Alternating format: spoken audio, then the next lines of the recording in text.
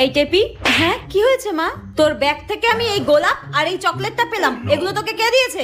এগুলো মায়ের হাতে কি করছে? হ্যাঁ, কাল স্যার আমাদের এক্সাম নিয়েছিল আর আমি ওই এক্সামে খুব ভালো রেজাল্ট করেছি, তাই আমরা যারা যারা ভালো রেজাল্ট করেছি স্যার আমাদেরকে একটা করে গোলাপ ফুল আর একটা করে ক্যাডবেরি দিয়েছে মা।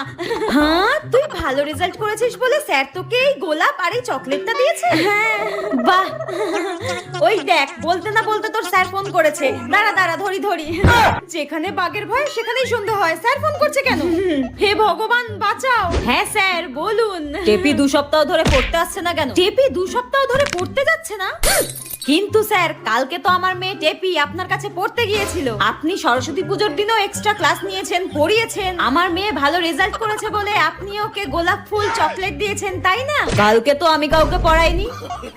ঠিক আছে, আপনি রাখুন, আমার মেয়েকে আমি দেখছি। টেপি তুই আজকে শেষ আমার হাতে, তোকে আজকে আমি